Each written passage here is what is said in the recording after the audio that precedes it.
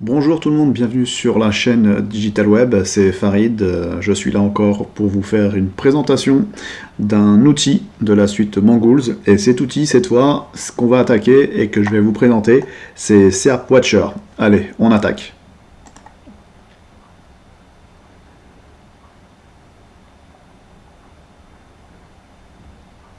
Alors, SERP Watcher, en fait, quel est l'intérêt de cet outil? Cet outil, en fait, va vous permettre de traquer des mots-clés sur un site, sur un domaine en particulier. D'accord?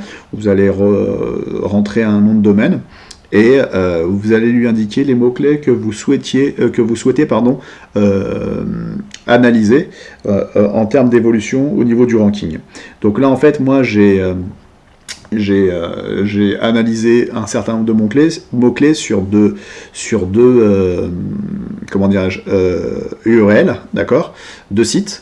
Ok, vous ne verrez pas les noms de ces sites parce que c'est mon travail perso et j'ai pas envie pour des réseaux de confidentialité, que vous pouvez comprendre, j'ai pas envie de les partager forcément, donc je vais les flouter normalement sur la vidéo. Ok, donc en fait, si on attaque sur le premier site par exemple, vous avez la possibilité d'avoir une vision sur le support ordinateur ou sur le support mobile. Voilà, enfin, regardez surtout le mobile parce que c'est maintenant ce qui est le plus utilisé en termes de consultation de site internet en fait. Donc on attaque. Allez, on rentre dedans. Et voilà, on a un autre tableau qui apparaît, qui va synthétiser un certain nombre de données dans un certain ordre.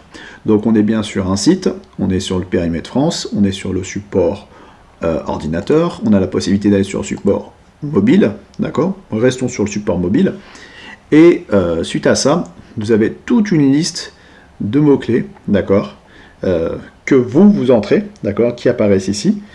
Et derrière, ces mots-clés, après un certain temps, je pense c'est 24 heures ou 48 heures de souvenirs, vont entrer dans la base de données de l'outil et cela va vous donner le ranking, le positionnement de ce mot-clé auprès du moteur de recherche Google.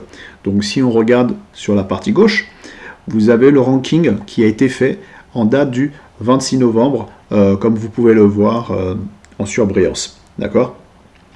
Nous sommes le 27, donc je crois que c'est tous les 24 heures, 48 heures. Voilà, vous avez le changement de position, donc c'est en vert quand vous grimpez dans le ranking et c'est en rouge quand vous diminuez dans le ranking. Ensuite, vous avez la position moyenne, d'accord, pendant la période sélectionnée, ce qu'ils appellent le time frame en anglais. Donc le time frame, en fait, vous allez pouvoir le changer, le paramétrer ici. Vous choisissez les périodes que vous souhaitez mettre en place, analyser en fait. Donc ensuite, vous avez aussi une colonne qui va vous donner votre meilleure position sur la période donnée en fait. D'accord ?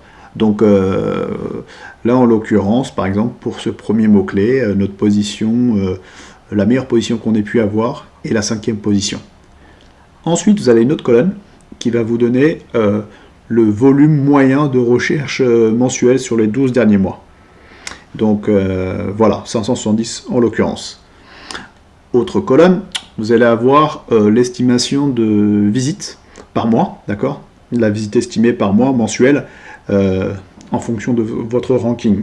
Donc si on synthétise et si on se prend un exemple sur le premier mot-clé est en 5e position actuelle, il n'a pas changé depuis le dernier crawling de l'outil Mangools.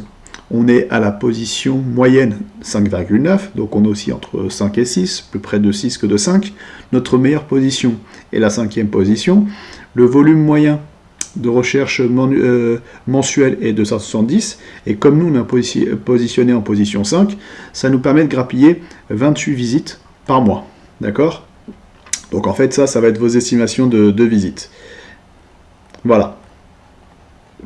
Bien évidemment, vous pouvez exporter tout cela en sélectionnant les mots-clés qu'il vous faut. Et voilà. Après, comme sur Keyword d'ailleurs, Finder, vous avez la possibilité d'effectuer des filtres Je vous en ai pas parlé, mais c'est possible.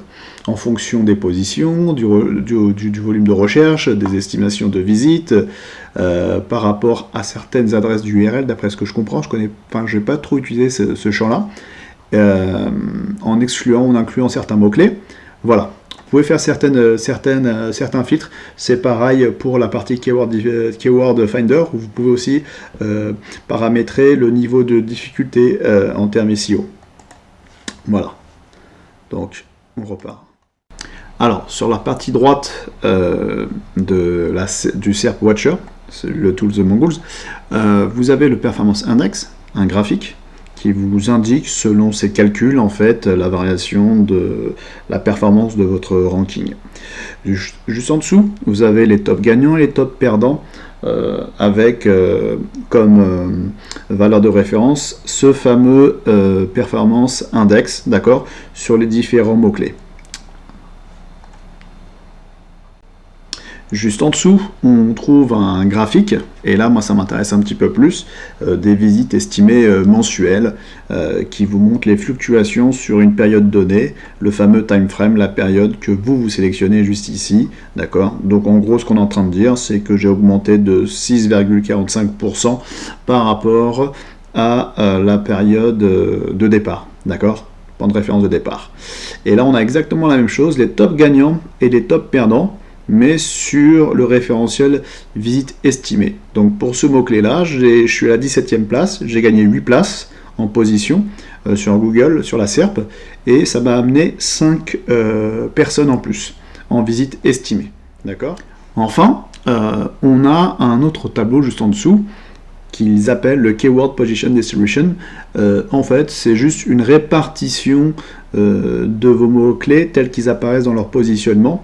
Donc pour la faire simple et pour être plus précis, on se rend compte que j'ai 0 mots-clés que j'analyse en position 1 à 3. D'accord? On peut le voir, position 1, position 2 et 3, j'ai 0%. Par contre, on se rend compte que j'ai 26% de mes mots-clés analysés qui sont sur la 4e position, 10e position, c'est-à-dire en page 1, d'accord, 5 mots-clés. Okay. Par contre, j'ai tout le reste, et notamment ceux qui sont à plus de 101 positions, c'est-à-dire à partir de la page 11. Ok, j'en ai 8, ça veut dire 42%, quasiment la moitié de mes mots sont vraiment loin dans les pages Google, c'est-à-dire qu'en fait, on ne les verra jamais.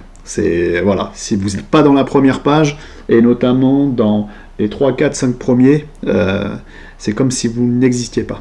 D'accord? Donc il faut vraiment batailler, et à partir de là, j'irai peut-être avoir une analyse par rapport à ça, se faire un plan d'action et voir s'il n'y a pas un audit SEO en termes de mots-clés et de contenu à effectuer pour arriver aux objectifs qu'on se fixe. Des fois, il y a des batailles qui servent, et des fois, vous allez perdre votre temps et c'est trop concurrentiel, c'est pas la peine, ou alors il n'y a pas assez de trafic tout simplement, de recherche d'intérêt par rapport à ces mots-clés-là, et il faut pas aller plus loin en fait, tout simplement. Voilà, j'espère que ça vous a plu. Si ça vous a intéressé, n'hésitez pas à nous encourager en vous abonnant, et bien sûr en passant un petit pouce favorable si ça vous a plu, et à laisser un commentaire si ça vous intéresse. Allez, salut, à plus tard, ciao.